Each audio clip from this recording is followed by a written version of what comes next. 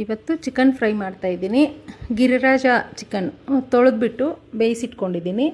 ಬಾಣಲಿಲಿ 2 spoon ಎಣ್ಣೆ, ಸಣ್ಣಕ್ಕೆ ಹೆಚ್ಕೊಂಡಿರೋ 2 ಗಡ್ಡೆ ಬೆಳ್ಳುಳ್ಳಿ, 2 ಇಂಚ್ ಶುಂಠಿ, ಆಮೇಲೆ ಒಂದು 4 ಬ್ಯಾಡಗಿ ಮೆಣಸಿನ್ಕಾಯಿ, ಸ್ವಲ್ಪ ಕರಿಬೇವಿನ ಸೊಪ್ಪು, ಉದ್ದಕ್ಕೆ ಹೆಚ್ಕೊಂಡಿರೋ 1 ಈರುಳ್ಳಿ, ಸಣ್ಣಕ್ಕೆ ಹೆಚ್ಕೊಂಡಿರೋದು 1 ಈರುಳ್ಳಿ, ಸಣ್ಣಕ್ಕೆ ಹೆಚ್ಕೊಂಡಿರೋದು 1 ಟೊಮೆಟೊ ಎಲ್ಲ ಹಾಕಿ 1 ನಿಮಿಷ ಫ್ರೈ ಮಾಡಿಬಿಟ್ಟು, ಆಮೇಲೆ ಸ್ವಲ್ಪ ಉಪ್ಪು, ಸ್ವಲ್ಪ ಅರಿಶಿನ, ಖಾರ powder, 1 spoon garam masala, 2 spoon chicken masala ಹಾಕಿ ಸ್ವಲ್ಪ ಹಸಿ ವಾಸನೆ ಹೋಗೋವರೆಗೂ ಫ್ರೈ ಮಾಡಿಬಿಟ್ಟು, ಚಿಕನ್ ಬೇಯಿಸಿಟ್ಕೊಂಡಿರೋ ನೀರು ಇರುತ್ತಲ್ಲ ಅದೇ ನೀರು ಹಾಕಬೇಕು.